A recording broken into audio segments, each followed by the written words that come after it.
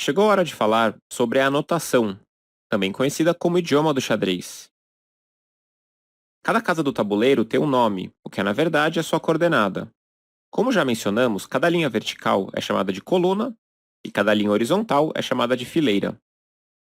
Cada coluna é indicada por uma letra, começando pela letra A do lado esquerdo e terminando na letra H do lado direito.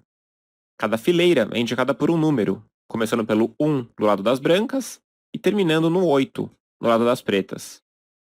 Cada casa é nomeada com a sua coordenada. Vamos conhecer agora algumas casas. Essa casa, indicada no canto do tabuleiro, é chamada de A1. Primeira letra, depois o número. A1. Vejamos onde a coluna E se encontra com a fileira 4. E4. Primeira letra, depois o número, sempre. Vamos ver as diagonais. Começando por A1, essa diagonal termina no fim do tabuleiro, em H8. Nesse caminho temos várias casas: B2, C3, D4, E5, F6 e G7. Juntas, essas casas formam a diagonal de A1-H8, porque ela começa em A1 e termina em H8. Agora que você aprendeu a nomear as casas do tabuleiro, é hora de aprender a anotação de lances em uma partida. Cada peça é representada por uma letra na anotação. Utilizamos o R maiúsculo para o rei. Vamos supor que o rei irá se mover agora para a casa de E2. Falamos sempre a letra da peça primeiro, depois a casa de destino dessa peça. R, E2. Rei E2. Sempre letra maiúscula para as peças e letra minúscula para a indicação da casa. Essa jogada, então, seria R, E2. Falamos rei, E2. No caso das pretas, mesma coisa. R, D7. Rei, maiúsculo, D minúsculo, 7. Rei D7. Usaremos a mesma ideia para todas as peças. A torre é o T, a dama o D, o bispo é o B. E para o cavalo, não se esqueça, a única peça que pode saltar por cima das outras, utilizamos o C. Por exemplo, essa jogada, C, E6, falamos cavalo E6. Por fim, para se referir aos peões, utilizamos apenas a casa de destino do peão. Ao invés de escrever P, E4, colocamos apenas E4, casa de destino da peça. E4. Agora que você aprendeu o idioma do xadrez, é hora de treinar a anotação das jogadas.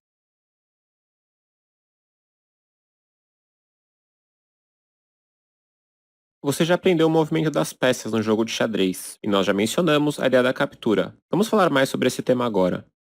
No xadrez, quando você captura uma peça, você leva a sua peça até a casa onde essa peça está e substitui a peça do seu adversário pela sua. Nesse processo, você tira a peça do seu adversário do tabuleiro quando realiza a captura.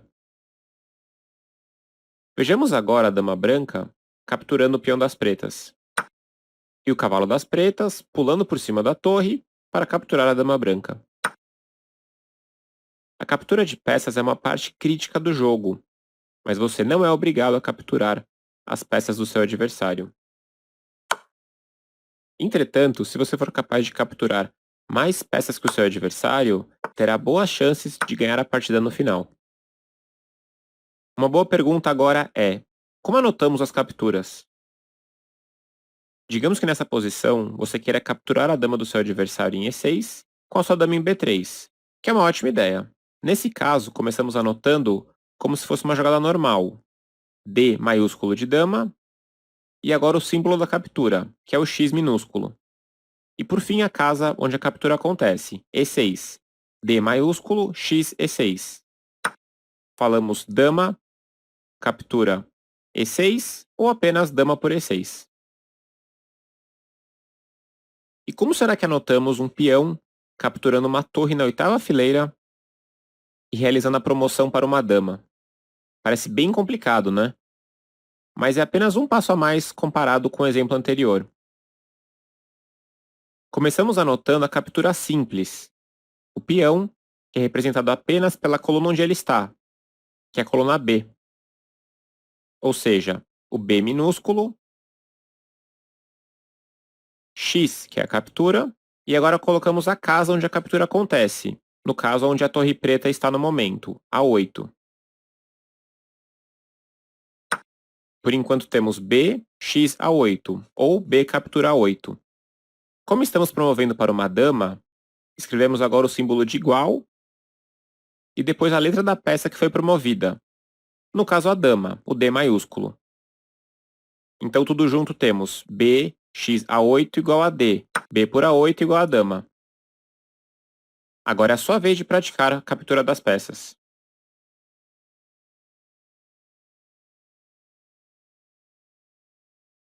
Cheque é a palavra usada quando o rei está atacado por uma peça. O cheque significa que o rei está em perigo e é necessário fazer algo a respeito. Vejamos alguns exemplos de cheque. Nessa posição, como as brancas podem ameaçar capturar o rei das pretas? Isso mesmo, bispo F6 cheque. O bispo branco coloca o rei preto em perigo, e as pretas são obrigadas a fazer algo a respeito. Na próxima lição, veremos as 3 alternativas para fugir de um cheque. Nessa outra posição, a torre preta pode colocar o rei branco em perigo. Depois de torre D1 cheque, as brancas devem escapar do cheque da torre. Finalmente, nessa posição, o peão preto está pronto para capturar o cavalo das brancas. Lembre-se, o peão captura andando uma casa na diagonal. Você pode ver como o cavalo escapa desse ataque e coloca o rei das pretas em perigo? Se você encontrou o cavalo G6 cheque, muito bem.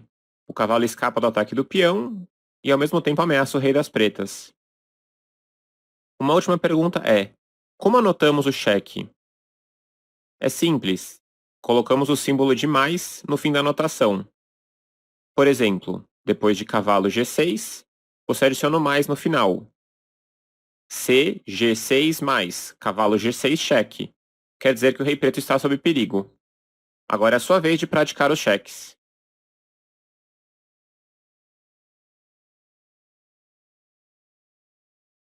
Como vimos na lição anterior, quando o rei está em xeque, ele deve sair do xeque. Você não pode ignorar um xeque e fazer uma outra jogada enquanto seu rei estiver em xeque. Você deve escapar do xeque de alguma maneira. Temos 3 opções para escapar de um xeque. A mais simples é movimentando seu rei para sair do ataque da peça adversária. A segunda opção é bloqueando o xeque com uma de suas peças. Nesse caso, a torre bloqueia o xeque da dama adversária. E a última opção, a melhor de todas quando possível, é capturar a peça adversária. Nesse caso, o cavalo captura a dama das brancas. Será que você também consegue escapar de um xeque?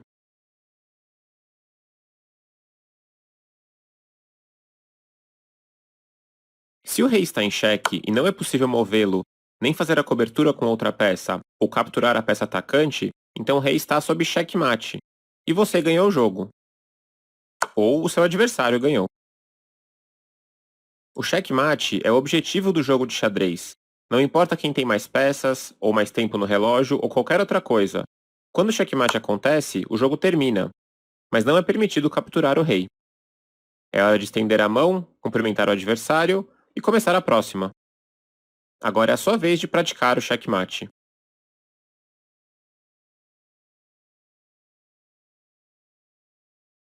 O jogo de xadrez muitas vezes pode ser longo, chegando a mais de 100 jogadas, mas também pode ser curto, com definições rápidas. Muitas pessoas perguntam: quais são os checkmates mais rápidos do xadrez? Nós iremos mostrá-los. Mas lembre-se, nenhum desses checkmates são forçados, e só acontecem com erros graves de um dos jogadores. Vejamos um desses checkmates agora. As brancas começam com uma jogada ruim, F3, enfraquecendo a diagonal E1H4 onde está o rei branco. As pretas fazem uma jogada muito boa, E5, abrindo a diagonal do bispo e abrindo a diagonal da dama. E as brancas então respondem com um erro decisivo, G4, enfraquecendo ainda mais a situação do rei branco. As pretas imediatamente aproveitam com dama H4 checkmate. Por que checkmate? O rei branco não pode se esconder numa casa segura, não existe maneira de bloquear o cheque com uma peça branca e também não é possível capturar a dama das pretas. Esse mate também é conhecido como mate do louco e acontece apenas em 2 jogadas. Vejamos agora o mesmo checkmate da perspectiva das brancas. Começamos com E4, F6, D4, G5. E aí, já viu o checkmate? Isso mesmo, dama H5 checkmate. Nesse caso, as brancas utilizam 3 jogadas para fazer esse checkmate. Lembre-se, segurança dos reis é muito importante no jogo de xadrez. Agora chegou a sua vez de praticar o checkmate mais rápido.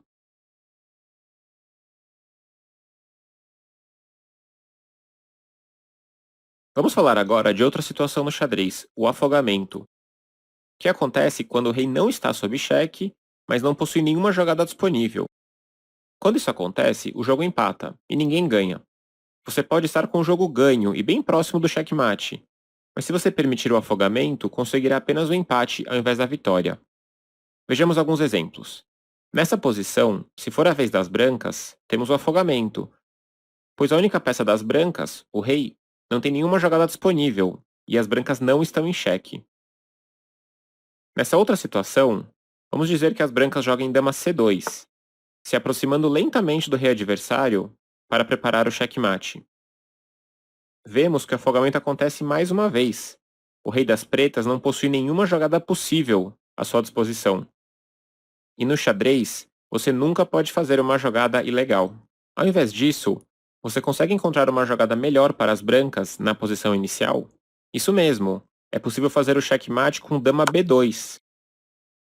Lembre-se, não existe afogamento se o rei estiver sob cheque. Nessa outra posição, as pretas parecem estar sem esperança alguma.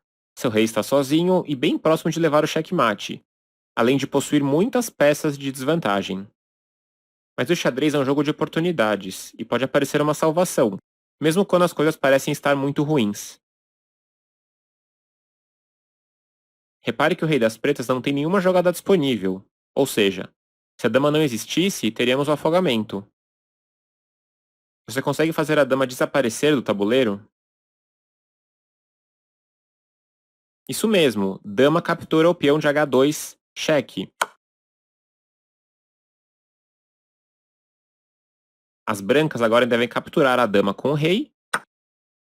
E temos outra posição de afogamento, pois as pretas possuem apenas o rei, que não tem nenhuma jogada disponível. As pretas assim conseguem escapar com um empate.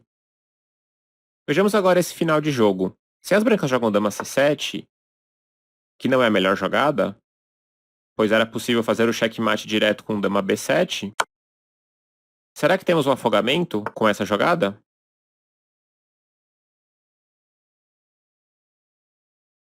Não, pois as pretas possuem ainda um peão em jogo, e devem movê-lo.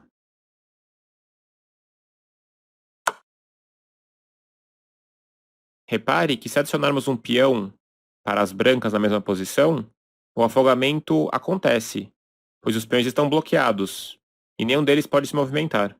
Agora que você aprendeu sobre o afogamento, lembre-se de estar alerta para evitá-lo quando estiver ganhando e buscar essa esperança quando estiver perdendo.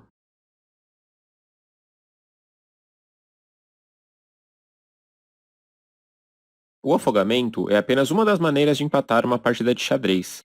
O comum acordo entre os dois jogadores também é possível. Isso acontece quando nenhum deles vê perspectivas de vitória. Um jogador faz a oferta e o outro aceita ou não. O empate também acontece quando a mesma posição se repete por 3 vezes no tabuleiro, e o jogador tem direito de solicitar o empate, quando estiver na sua vez. No xadrez online, o empate é decretado automaticamente quando a repetição acontece 5 vezes. Outra situação de empate aparece quando nenhum jogador possui material suficiente para forçar o checkmate, como nessa situação, rei branco contra rei preto. Falaremos sobre isso mais adiante. A última situação de empate acontece quando 50 pares de jogadas são realizadas sem avanços de peão e sem capturas. Isso evita que você e seu adversário caiam no tédio nessa posição, movimentando as suas torres sem objetivo algum. Agora é a sua vez de praticar as situações de empate.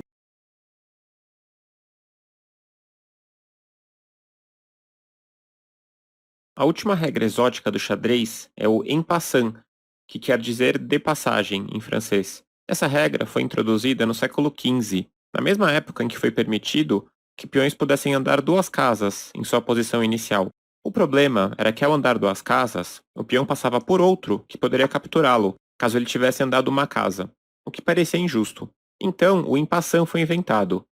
Preste atenção, não é tão simples. Se o peão do seu adversário estiver na casa inicial e se movimentar 2 casas, e o seu peão estiver na quinta fileira, nesse caso ao lado do peão adversário, você pode capturá-lo, mas apenas nessa jogada. Não é possível fazer o impassão na jogada seguinte. Vejamos mais uma vez.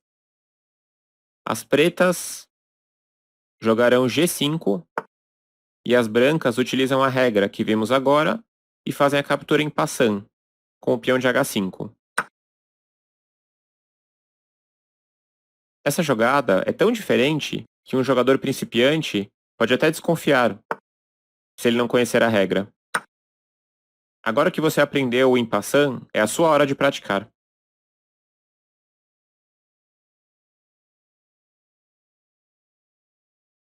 Uma das regras mais diferentes do xadrez é a jogada do roque. Essa jogada foi inventada para acelerar o jogo e fazer 2 coisas de uma vez só. Quando você faz o roque, você coloca o seu rei em uma situação segura no canto, e a sua torre entra em jogo. Você faz 2 jogadas de uma vez, mas ela só conta como uma. Você pode fazer o roque para os 2 lados, para a esquerda e para a direita.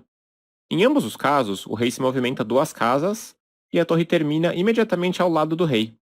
Vejamos as brancas rocando na ala do rei e as pretas rocando na ala da dama.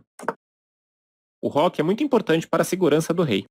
Porém, existem algumas situações que evitam o roque. Em primeiro lugar, quando o rei estiver em xeque, o roque não é possível. Você deve primeiro cuidar do xeque, nesse caso feito pela dama, antes de pensar em rocar. O próximo caso acontece quando uma das peças do adversário ataca a casa em que o rei irá passar ou terminar para fazer o roque. Você também não pode fazer o roque se existir alguma peça no caminho entre o rei e a torre. Nesse caso, ambos os jogadores devem mover essas peças antes de rocar. Nesse caso, o cavalo branco de G1 e o bispo preto de F8. Por exemplo, após cavalo F3 e bispo C5, os 2 jogadores agora têm direito de fazer o roque. Por último, não é possível fazer o roque se já movimentamos o rei ou a torre alguma vez. É obrigatório que o roque seja a primeira jogada das peças em questão. Nessa situação, que vemos no tabuleiro, o único roque disponível é para as pretas e do lado da ala do rei, pois as brancas já movimentaram o rei e as pretas já movimentaram a torre da ala da dama. Agora uma questão interessante é, como anotamos o roque? Depende, se você faz o roque na ala do rei é de um jeito ou na ala da dama é de outro. Nessa posição, digamos que as brancas façam o roque na ala do rei. Então anotamos 0, traço 0. Chamamos também de roque pequeno, o roque na ala do rei. E no caso do roque na ala da dama, adicionamos um 0. 0, traço 0, traço 0. Chamamos também de roque grande. Para não esquecer, é só perceber que no roque pequeno existem 2 casas entre o rei e a torre. Por isso é 0, traço 0. São 2 casas, 2 zeros. E no caso do roque grande, são 3 casas entre o rei e a torre. Por isso escrevemos 0, traço 0, traço 0. São 3 casas, 3 zeros. Agora é a sua vez de praticar a jogada do roque.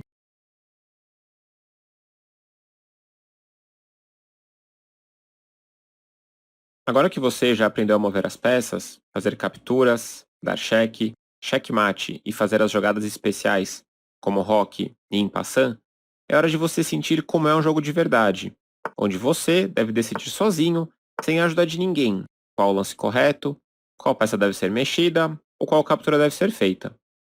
É nesse momento que o pensamento crítico no jogo de xadrez entra, e você deve utilizá-lo para pensar qual a sua melhor jogada. Para fazer isso, você deve considerar primeiro as suas opções e os planos do seu adversário, e a partir daí pensar qual jogada melhora mais a sua posição. Às vezes, uma jogada irá te chamar a atenção logo de cara. Vejamos o próximo exemplo. Nesse caso, as brancas podem fazer o checkmate em uma jogada, com torre H8. Em outras posições, você não terá ideia de qual é a melhor jogada, como nesse caso. Vejamos agora se você consegue encontrar a jogada certa nas seguintes posições. As pretas possuem 3 peões a mais, então elas querem trocar as damas, pois é mais fácil ganhar o jogo em um final mais simples, com menos peças. Mas ao jogar dama D4, as pretas abandonam a defesa da oitava fileira. Você consegue encontrar a jogada certa das brancas? Repare, as pretas não consideraram quais cheques as brancas podem fazer. As brancas têm apenas um cheque, mas é checkmate. Se você encontrou dama E8, excelente. Esse mate é conhecido como mate do corredor. Nessa posição, depois de torre A1 cheque, parece que as pretas irão realizar o checkmate, pois a única cobertura possível não resolve. Torre E1, torre captura E1, checkmate. Vamos olhar de novo. Será que as brancas podem cuidar desse cheque de alguma outra maneira? Se você encontrou o bispo captura A1, muito bem. Lembre-se, capturar a peça que está dando cheque quase sempre é a melhor resposta. Vejamos agora a próxima posição. Qual jogada você faria de brancas nesse caso? Se você pensou em torre A8 checkmate, lembre-se, você também deve se preocupar com os ataques que o seu adversário cria, e não apenas com os seus. As brancas estão em xeque nesse momento, por causa da dama das pretas em B6, e devem mexer o seu rei.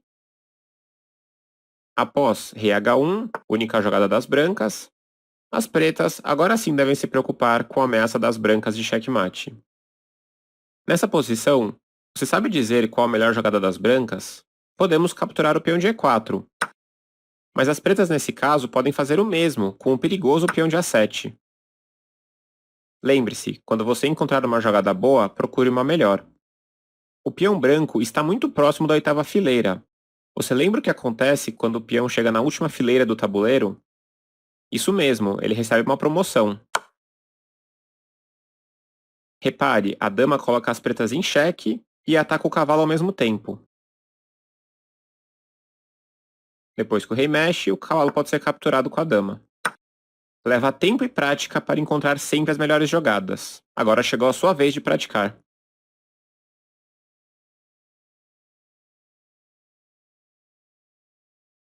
Você já sabe todas as regras de como jogar xadrez, mas é hora de observar as ideias que vimos até agora sendo aplicadas em uma partida real.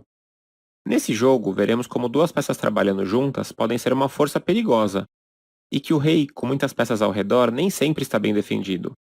Então vamos lá. As brancas jogam E4, controlando o centro, abrindo linhas para a dama e o bispo de casas brancas. As pretas fazem um lance um pouco diferente. C6, preparando a jogada D5, que ajuda a controlar o centro e ataca o forte peão de E4 das brancas. As brancas então seguem com D4, ganhando mais espaço no centro e abrindo o bispo de casas pretas, e as pretas respondem com D5, lutando pelo centro e atacando o peão de E4. Quando nosso adversário ameaça uma de nossas peças, devemos tomar cuidado. É normal fazer trocas com peças de igual valor, como peão por peão. O que não devemos é entregar nossas peças por nada em troca. As brancas agora têm várias opções interessantes. Avançar o peão para E5, por exemplo, capturar o peão em D5, ou, como na partida, desenvolver o cavalo até C3 e defender o peão ao mesmo tempo. Após D por E4, as brancas jogam o cavalo por E4, colocando o cavalo em uma casa centralizada. As pretas agora jogam o cavalo D7, desenvolvendo o cavalo e preparando a jogada cavalo de G, F6. E caso as brancas capturem o cavalo em F6 na próxima jogada, as pretas então estariam prontas para recapturar com o cavalo de D7. O lado negativo é que o bispo de C8 fica preso por enquanto e o rei preto fica sem jogadas. Veremos se isso será um problema mais adiante. As brancas agora seguem com o bispo C4, desenvolvendo o bispo de casas brancas para uma casa bem ativa, e já começam a ficar de olho no ponto frágil de F7, próximo ao rei preto. As pretas jogam o cavalo de G F6, atacando o cavalo de E4. E as brancas respondem com o cavalo G5, ameaçando pela segunda vez o ponto de F7, com o cavalo e com o bispo. As pretas agora deveriam fazer a jogada E6, bloqueando a diagonal do bispo para evitar essa captura. Mas as pretas não prestam atenção nessa ameaça, e fazem um erro decisivo com o H6, acreditando que o cavalo das brancas irá recuar. Você consegue ver a jogada certa das brancas? Isso mesmo, bispo captura F7 e checkmate. As brancas conseguem o checkmate, pois o rei preto está ameaçado e preso junto às próprias peças. Ele não tem para onde fugir. Parabéns, você aprendeu muita coisa no primeiro módulo de lições. É hora de revisar o que foi aprendido até agora e dar uma espiada nas lições do módulo cavalo.